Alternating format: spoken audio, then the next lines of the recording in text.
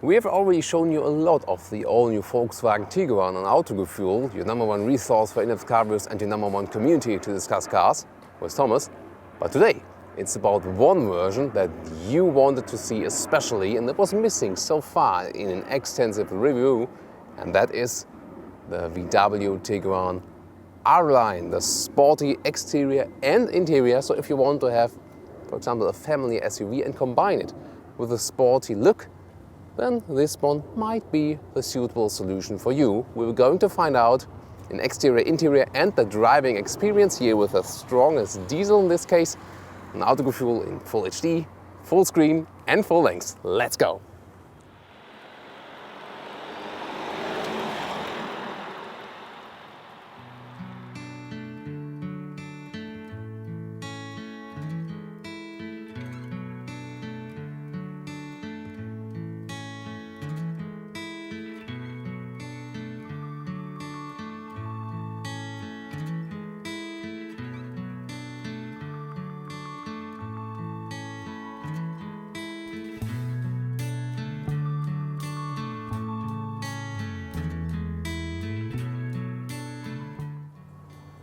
The new Tiguan in the front is distinguishable due to this very horizontal layout and where the headlight units really form one unit with the front grille. Here the R-Line has a stronger lower part, also with the black accents here. White here, oryx white so-called, but of course there are other colors available. And you got this R-Line logo, so especially with the black contrast, a very strong stance in the road in the front. But you have to think about it if you primarily want it for off-road purposes, then of course it's a little bit less of ground clearance. So you have to think about that. However, the all-wheel drive models are a little bit higher than again, but you know, the R-Line won't surely be picked by off-road fans. 4.48 meters or 14.6 is the total length of the new Tiguan. That's about 6 centimeters longer than a predecessor version, also 3 centimeters broader. You've maybe seen it in the front. Here the R-Line, what is the special thing here? First of all, we got this chrome contrast at the lower part, then also the R-Line logo right here. This is not an air-in or outtake, it's just fake, but adds some more to this special design. And you got special rims, for example 19-inch or 20-inch. The 19-inch are called Sebring after the racetrack, and those ones here, the 20-inch rims called Suzuka. So again, this racetrack naming scheme, nice. And this very strong dropping line from the side profile is carried out all over till the rear to this technical style tail lights. Very beautiful and modern design. Also has here the 2-liter TDI, very famous engine in Volkswagen, here in the strongest version with 4Motion, because the biggest engine is always combined with the all-wheel drive. Soon more about the engines, of course. And also in the rear you got this black lower bumper and the chrome exhaust frame. Well, this is here totally fake, there's nothing in there. If you look way beneath there, then on the other side, you can see the real exhaust, but those ones here are pure fake. And well, a lot of you guys think, oh well, you know, that's not too good. I don't know if it's necessary, but again, the chrome design here, and then you got a sporty look also in the rear overall. By the way, with the R-Line, you cannot pick every exterior color. It's a little bit limited for the R-Line, but of course, all basic colors are still available. And here's some more extra equipment. For example, with the roof box, if you want to go on a ski holidays or something, and the trunk is maybe not enough. And a close-up here at the rear with the towing equipment. See, especially suited for bicycles, would be very suitable for me, for example, with those semi-fat tires and also specialized electric motor here inside. Also, of course, your braking lights will work here, and you see the tires are fitted here just to keep safe. And I'm not always quite sure, well, it's quite fixed here. Good solution, clean solution as well. But I prefer putting my bike inside the car just to be very sure and then fix it. What about you? What's your solution to transport your bikes? This one could work, of course, then you have still the trunk left if you want to go on holiday. And here to present you another color with the R-Line as well. This one here is the Indium Grey. And this vehicle also has the seats as I would go for them. It's the better solution for summer and winter. Cloth on the inside, and then here microfiber, and I guess this should be leatherette then. So this is definitely a very good setup for the R-Line seats, and also visually even more contrast. And here you can also see the different tires choices. The lower one is a Suzuka tire, the 20-inch one we have mounted also on the test vehicle, and the upper one above that. That one is the Sebring ring in 19-inch, also looks very nice. And two more rim choices here. The upper one is called Kapstadt or Cape Town, 20-inch, and 19-inch. There's another one called Auckland. You know, all greetings to our friends in New Zealand as well. This one here is then 19.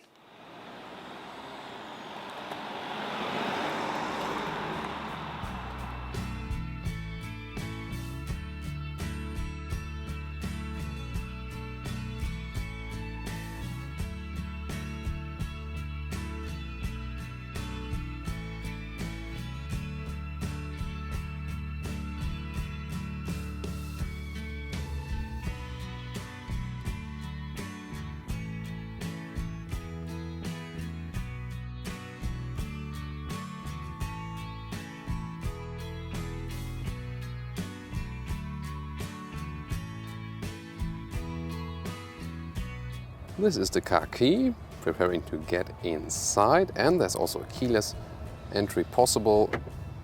I just put my hand in here, and then you also see that the side mirrors flip out if you have this option here, and then very solid door closing sound and solid door handles, great build quality. And we got the R-Line, we would say in Germany, R-Line and R here with some sporty look, silver, and well, it's not really carbon style, but comes close to it, and right contrast stitches here on the inside, and also the buttons are for good build quality. For example, storage spaces here, reasonable space like that, and to open the trunk you can always use this button here. Then rest of the interior, for example, the steering wheel is a special R-Line steering wheel with the flattened end, R-Line logo and white contrast stitches, and also the inside looks different. It has a comb structure on the inside. And what else you can see here from the seats with the R-Line logo, this one here is the optional animal skin equipment. If you go with the standard R-Line interior, that is the best solution because there's a mix of cloth and microfiber on the inside. Then you will be just fine with that and save the money for the animal skin. Then the rest here, middle part DSG, shifting lever, and what you can always see here, details very soon, the digital cockpit. It's not called virtual cockpit here as with Audi, but active info display, but optionally you can also get analog instruments. And now let's dig deeper into the details. And let's get inside. And this is here about the seat form, not about the seat surfaces. And the seat form is that you got a little bit sportier setup with more side support here and here. It's still good for tall people. You see also, you know, with the shoulders, everything is okay. Very comfortable upright seating position. I'm 1.86 m or 6'1". Then you can know how much space there is, and also a lot of head space. And you know, here you got a feeling that you got a lot of room. And also if you can compare it to other SUVs in this compact segment, the Tiguan has or conveys the feeling of having, well, among the most space, because also the middle console is not reaching out to you that far, and you have a good upright seating position. You almost have the feeling like you would already be in a full-size SUV now with the new generation. Interesting, by the way, as for the R-Line, whereas with the Passat, at least in Germany, it might differ from market to market. You can combine exterior and interior R-Line, or just pick single exterior or single interior. Here with the Tiguan, again, at least in Germany, it might be different from market to market, but here it's the way you can either pick exterior R-Line or exterior and interior, but not R-Line interior, just singularly. That's a little bit a pity. I'm not sure why they did this, because maybe someone wants to have, you know, the sporty seats on the interior and just a normal exterior. Whatever, but you got the information now. Cockpit overview. Let me also turn on the ignition. As I said, the virtual cockpits, active info display. More details to that soon. This is the biggest GPS that is available. You can also get smaller ones. This one, of course, always optional with proximity sensor. Then you see the whole overview here. It is also defined by those horizontal lines here with a small dropping line in the interior. So they're kind of carrying out the exterior styling to the interior, and I really like that. And we got a very clean cockpit layout with some silver frames here, and also the materials are very good. Here, for example, a softened up dashboard. Hardly you can find any hard plastic, just at the inside of the doors at some part, and also here at the lower part. But everything else also here, I like it when it's not in this very glossy, dark, shiny black. Here it's a little bit gray in a dark tone, also a nice solution definitely. So also a kind of technical style layout, also with those covers here, and I think that conveys a very modern atmosphere here in the cockpit. Again, the steering wheel with a special comp structure in the middle part. Here for the adaptive cruise control, if you have that optionally, it's really a system you should go for. On the right part, picking up the phone or also changing the instruments, especially in the digital instruments, and you can also adjust the steering wheel very wildly up and down, and also, wow, so really good to adjust here, and also the mechanism itself feels quite nice. Instruments, here the digital one you see, no matter if you close the car, leave it, turn off the ignition, or then turn it off again, you get some nice visualizations that, you know, for tech fans, here again, welcome. Speed, and on the left part RPM meter, and then you can change what you see. In the middle, for example, with the GPS, needs some loading, so I put on some other things first, assistance systems, driving data like oil temperature, status for the tire pressure, your phone connection, audio, you can pick some sounds and stuff. And you can also, here there's a GPS view, for example. It's really helpful then to have it in there. And for example, here I got, you know, the classic view, and you can also change what's on the inside of each view. For example, here also like consumption and stuff, and range or efficiency. Navigation can also be put in there. For example, for off-road navigation, the height, compass, or also the assistance system. So you can really individualize everything. The off-road view, we've shown that as well, shows, for example, on the left part, the turning angles of the wheels. So a lot to configure there if you really want to have that one. But you could also save the money and go for just analog instruments if you like. Interesting detail, by the way, all of the 4 window handles are all automatic mode. So if you pull them, you don't have to hold them, just works automatically. And that's not on every car. For example, the Toyota RAV4, this is a competitor of this car here, compact SUV segment, just has the auto function for the driver. Control unit here in the middle console. You can deactivate the stability control, maybe for off-road situations. Electric parking brake. Then the DSG shifting lever with the 4Motion logo, all-wheel drive, and if you have the all-wheel drive, you can also have this mode selector for snow driving, less throttle input, or also off-road. And that one here changes also the stability control, loosens it a little bit, that you can also get out of loose scent or something, and it also strengthens the distribution between front and rear wheels. And off-road individual, there you can even set different parameters how you want to have it. We had an off-road testing video earlier, it will also be linked in the video description. Then if we move on up to the AC unit, again, good and solid. They've even stepped up the build quality a little bit, just if you compare it to some older models. The glass display here, seat heating will be placed right there, and the normal vent control, pretty simple. And the infotainment system, the biggest one that's available, as I said earlier, here with the proximity sensor, that for example, here, those buttons here, they disappear after just a few seconds. And if you approach it again, you have them here again. Main menu you can access here, and then scroll around with it like this, or also with the buttons. So a redundant system, I like that. And everything you need to find, it's really intuitive. For example, when I want to change language here, it's already right there. I don't have to search long for any stuff. The GPS looks like this and also has some fast reaction times. You can use it like a smartphone. Overall, a very good system, satisfied with that. Also with the visualization. We're at the airport in Munich today. Shows some flying away stuff. Then media, for example, you can pick different sources also from your Bluetooth audio. You can still connect your phone via Bluetooth. That is possible for audio streaming or also using the phone.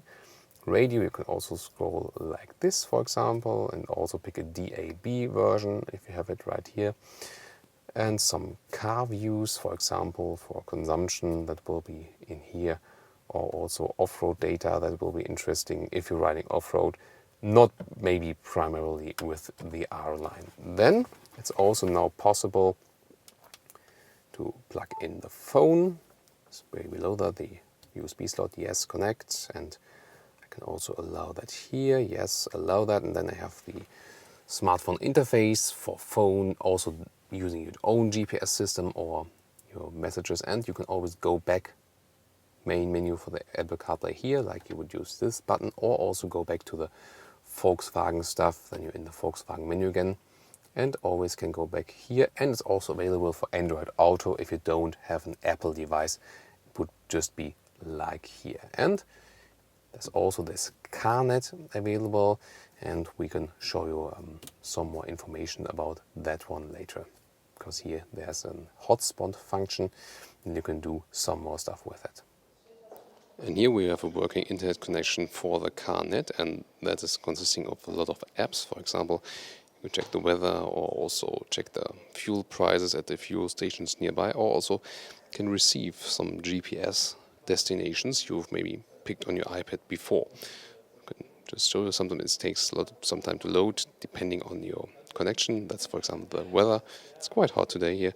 Or for example here, let's see the fuel station overview, that takes a little bit more time. Here also combined with the Google Earth satellite view, they can see, you see, well, it's rather expensive for 1 liter of super fuel in Germany. So our guys in the US are more lucky as for the fuel prices, definitely. And here that will be, for example, when I send going to Berlin, send it from my iPad to the car via Wi-Fi or Bluetooth, and then I can just receive it here and don't have to manually copy it. And more storage spaces. The glove box is relatively small, I have to say, but it can be cooled. That is a nice function.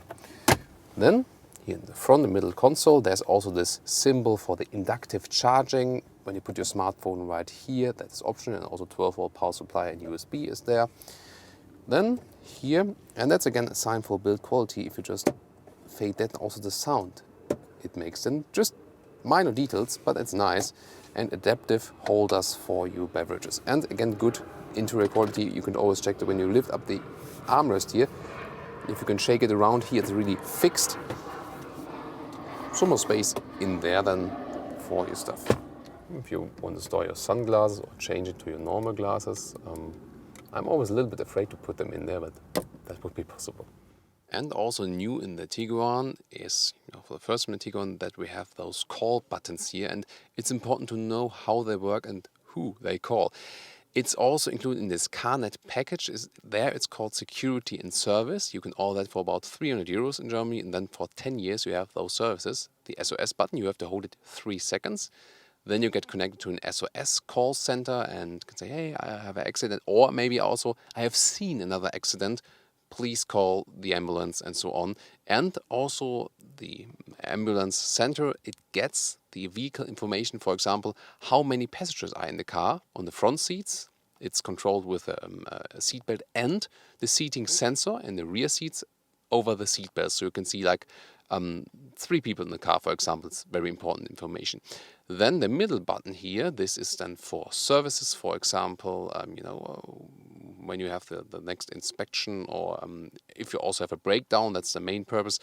So, okay, I have an engine malfunction, please can you get me some assistance?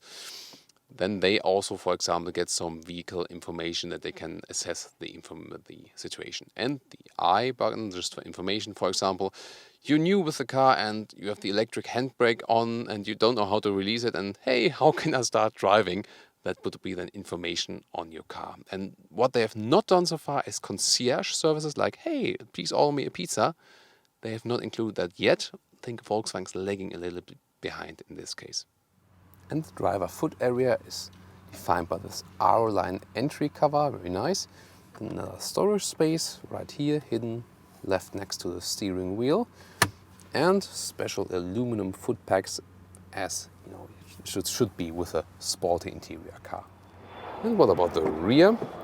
Well, the car is longer now in this new generation, and that also offers us more knee space in the rear. And it's the same as I would be driving, and there's still enough knee space left, also enough space above my head. It would also still work for 190-meter people, 6'1", 6'2", with the panoramic roof, still would work. They have redesigned also the table, which was totally rubbish before. Well, it's not my favorite part now either, but it's way better than the table before, because the one before was like this, and here you can really like fix it, you know, depending on where the seat is, you know, from the back part. And then it's really holding tight, and some more beverage holders. So this is set up for your kids then, to spoil some stuff even in a better style way. Then what I find quite nice is that you can adjust the backrest here if you want to sit rather upright, or if you want to sleep, for example. And this is also unique. You can slide the bench to have more trunk, or to have then more knee space in a 1/3, 2/3 split. The Seat Ateca does not offer that, by the way. That is one of the differences from the Ateca to the Tiguan. Then more beverage holders here in the middle part available, and you can also flip it totally from here.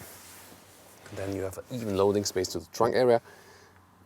We'll soon come to that, of course, in total. And finally, for the rear comfort, there's also optionally available then climate zone control for the rear passengers, also with seat heating. Again, that's just an option. 12-volt power supply and USB port. I would like to have seen, you know, a real plug in here to charge your MacBook or something, but that's still missing. And one nice detail as well, that even the vents here in the rear have this, you know, this shape which defines the whole car. You know, this, you see it's straight, and then some edges right here. That's very nice. By the way, depending if you pick R-Line exterior or exterior and interior, the extra price is about 2,000 to 3,500 euros, which is still okay if you compare it to other extra levels. But you cannot get it for the lowest Tiguan trim level, so you have to step it up onto the middle or highest trim level. The same is the trunk. You can open it with the key electronically. Of course, also an option, or included in the higher trim levels. And then we can look inside here, and what is special that we can have, first of all, a power plug right here. That is nice. Here I do have my power plug. And then we can also flip the seats from here, 1 and also 2. That is a very handy solution, definitely, and see an even loading space. Nicely done. Then here's some more space. This is for the DIN audio now, the exclusive sound system. However, you could also fit a spare tire in here if you don't go for this huge audio system. That would be possible as well. And we can also flip out a towing device if you want to have that. That is unlocked then, and you can pull it up right here and also lower it here again, and then store it away totally again. And another nice detail, some torch, small torch, wow, is right here. And it's at the same time the light for the trunk area. We haven't seen that one so far. What does it mean? Here you can close the electric tailgate again, and then here, this one here, if you hold it, then it starts beeping. Then I can still stand beneath here, but that tells me it will then close automatically when I get away from the car. So I step away from the car now, and then it closes. It might be a handy solution if you have, you know, a lot of bags in your hands and then want to access it again. There's also this function again that you can open the tailgate with, you know, this foot device. And yeah, I know I will have some more comments now like, oh, you have to kick longer or shorter or higher or more left or more right. Yeah, I know, maybe sometimes, but I know those devices here, they hardly ever work. This one is equipped with it, but still, never go for this device. I can really tell you, in hardly any cars it really works very well. My tip in this case here, the best is with the Hyundai Tucson or the Kia Sportage. That one doesn't work with the foot. It really works when you're just standing still and then it opens very well. I have done nothing right now. You see, that was really coincidence. Great. The Tiguan does not have this function where you just stand here. Let's just test it again. Let's move away. Then it closes again. I want to find out more about it now. And let me just stand here. Because I haven't read that the car would have this function. And I don't think so. Maybe it was like with the foot now, I don't know. Maybe it's some mystery we'll never solve in Autogefühl. I don't know. I don't know. But what we can test about the, well, that's okay for the sensitivity. And of course, this one was usually a fail. Hey, Volkswagen engineers, did you listen to our previous review? Maybe. That's astonishing. Because in the previous review, it was really like, huh? That was a little bit too hard again now. I don't know, maybe they still have to work a little bit on, because we have been criticizing with the Volkswagen models. They're too strong in this, Newton meter figure to close the hatch. Might be some problems with children, but also strange that like once it worked and once it didn't. I don't know, that's, about electronics.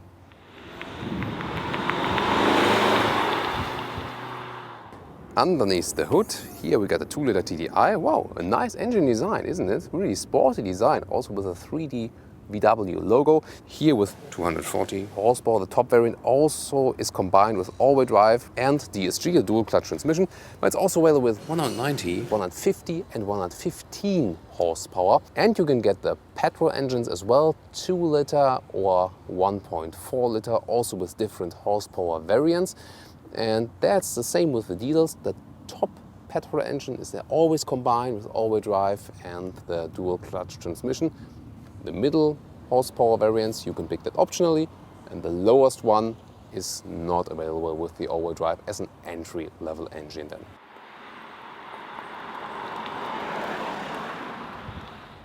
Now driving that one here, the R-Line.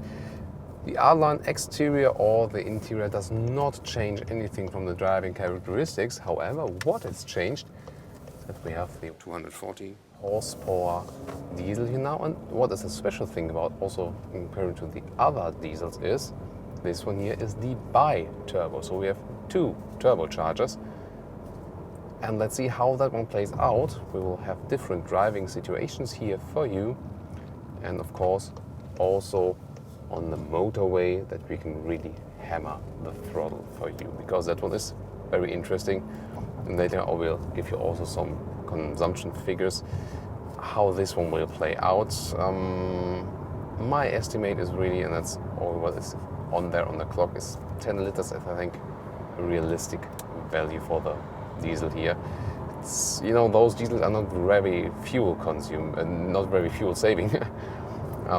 But they have good performance, and also from the refinement, you don't really feel or hear it's a diesel.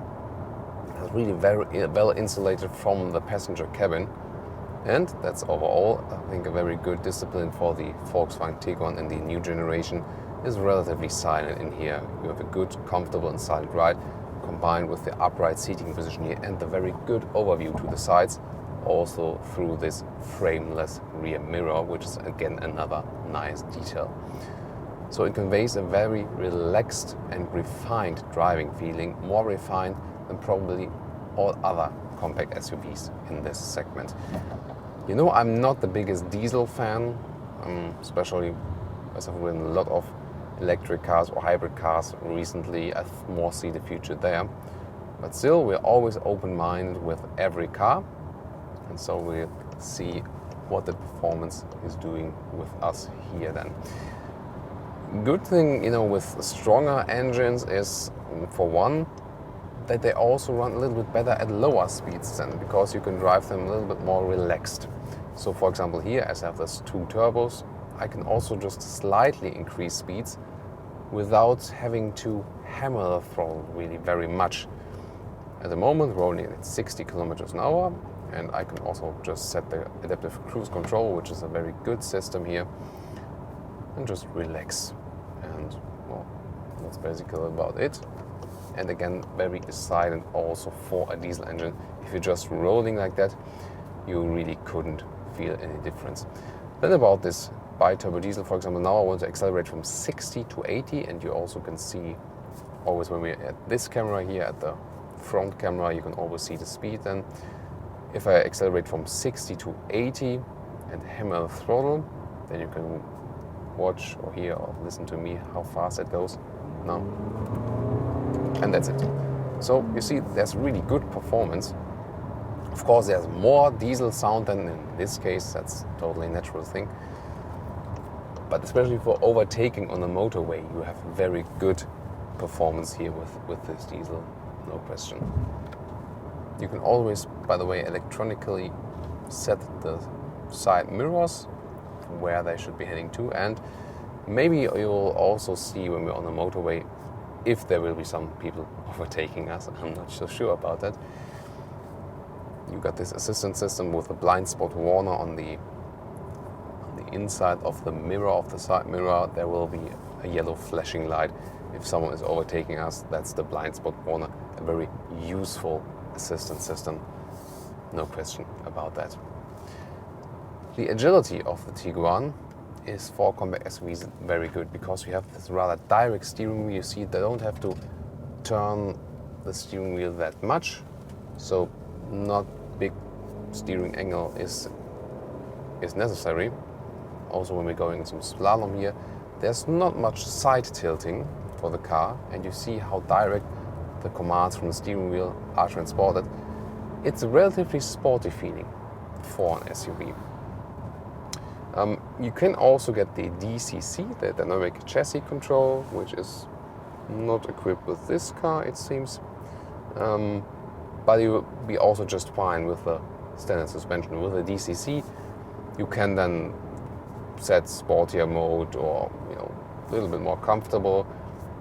Maybe that's good if you want to change driving habits a little bit. Sometimes you want to drive sporty, sometimes comfortable. But you'll also be very fine with the non-DCC version, where you can just leave it as it is. And because here the suspension, you've seen it works in a sporty style, but it also works in a comfortable style.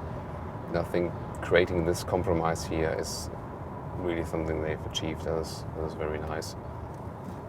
So overall, a very relaxing ride, but sporty if you want to have this ride. We can, by the way, also plug in the sound system, because we haven't tested the DIN audio sound system. I mean, when we're standing still, it's always something different than when we're driving. So I thought about, why not test it when we drive the car, maybe? Because we also got the noise around you and so, and that could also be an idea. So we just have to plug in the phone, and our cameraman will take this one, because we've connected this with the Apple CarPlay before. And then let's see what this DIN audio system, because it has been praised pretty much recently, and I'm not sure if this is really true. Let's just find out. Get some music on there. So, where's the music? No. There it is. So, I don't know. Nice. So I'm always looking at Michel, because he's also like some sound system expert. I mean, that is not like the highest, most expensive premium car here. Besides the interiors, definitely premium, but that crystal clear sound, isn't it? Nice.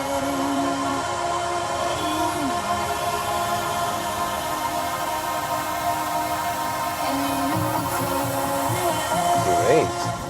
It's a really great sound, guys. Really, I mean, quite often it's like, oh, this new, sorry, I have to go on the right here. Oh, you got this, Bowers & Wilkins sound system, or some other favorite brands or famous brands like Burmester and stuff. Here it's the DIN audio, and I've heard someone. Some more. Wow, nice bass as well. Wow. Nice. Very nice sound. Really totally amazed by it. And I think it's also really good to test it while driving. That's a good test. and you can't hear anything from road noise or so anymore. And I talked to some other sound expert, and he said, well, really test this new DIN audio system, but optionally, of course, and compare it to some, Burmester or Bang & Olufsen and so on, which we've, in the XC90 we had a great sound system, in the Audi Q7, in the Mercedes E-Class that one was very, very good. But here, wow. I mean, you have the crystal clear sound and also a very nice bass. Of course, you can also adjust it in the menu.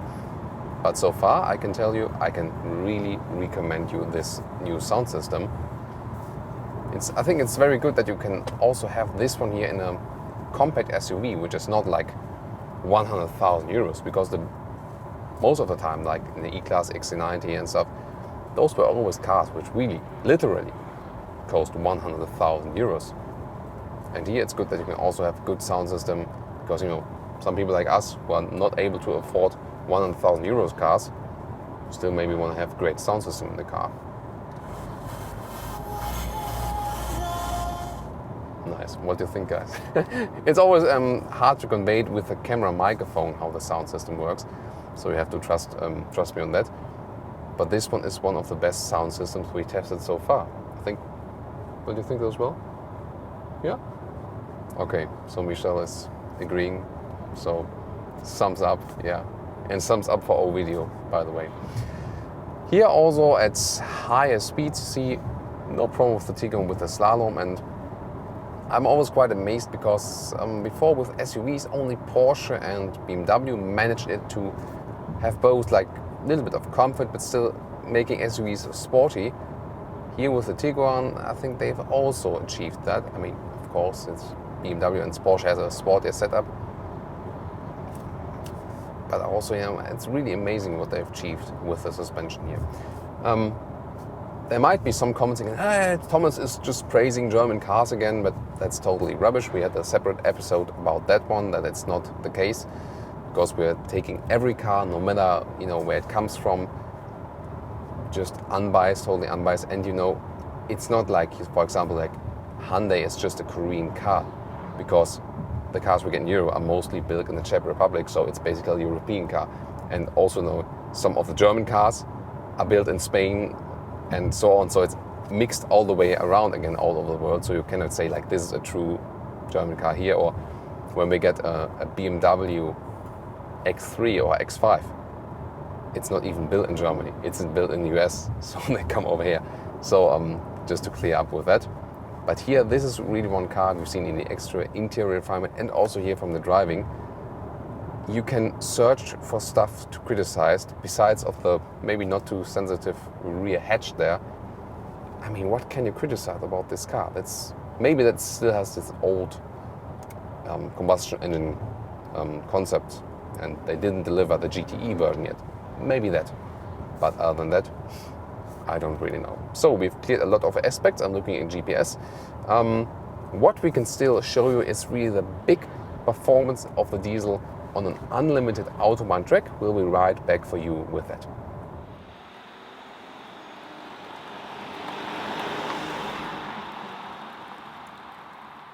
And what about this acceleration? Let me show you. You can go to comfort mode, or also here in the sport mode. Let's go to driving mode sport, or also here with the shifting lever you can change to the S, to the sport mode. Let's hammer the brakes and then hammer the throttle and see what is really this great acceleration here with the BiTurbo diesel. Let's test it, let's go.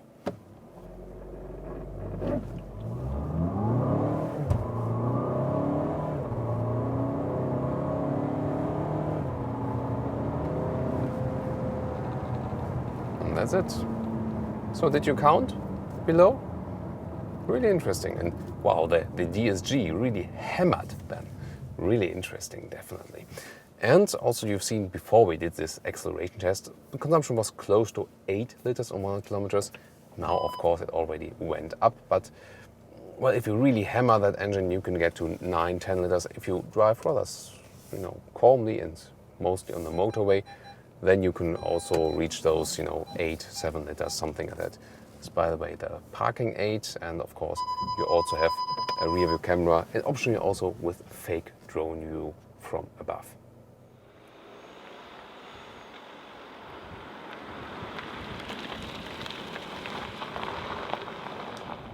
And I promised you some high-speed Autobahn riding to show not 0 to 100, but the flexibility, you know, for example now 80 kilometers an hour to whatever. Let's start now, sport mode still, or I can also shift down with the pedals, 80 to whatever, let's go.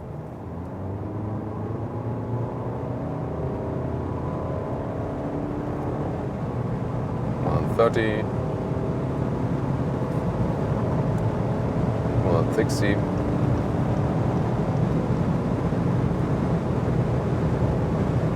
180. It's really almost like a sports car. 200 now. And still okay from the sound insulation, so it's not too noisy. And so, well, wow, we're over 200 kilometers an hour now. And it's still, you know, for a compact SUV, it's well to maneuver. So also when I'm changing the lanes now, it's still very stable from the suspension. And that's rarely to see with SUVs, especially with those ones here. So they've really done a very good job. I mean, well, a great performance definitely. But of course the consumption goes up then as well. And I mean, in general, consumption should be lower for this diesel. Of course, you cannot expect it when you drive that fast. You see, keeping it over 200 kilometers an hour, and it's really, really relaxing still, and you don't have that often. This is one of the rare motorways where you can drive so fast in Germany for a rather long time as well. But of course, for safety reasons, still good to reduce the speed a little bit, because you never know. Maybe someone is doing a lane change from right to left then, and now when some cars are approaching, you know, better to reduce the speed a little bit, go safe. And now when you're a little bit slower at about 150 kilometers an hour, it's really again very well reduced from the wind noises, and you can drive this car even more relaxed, or just set the automatic cruise control. See it right here. Just leaving my foot off the throttle. Now the distance is kept to the car in front of me, and I can just rather relax here. So performance and relaxation is both possible here. What do you think, guys?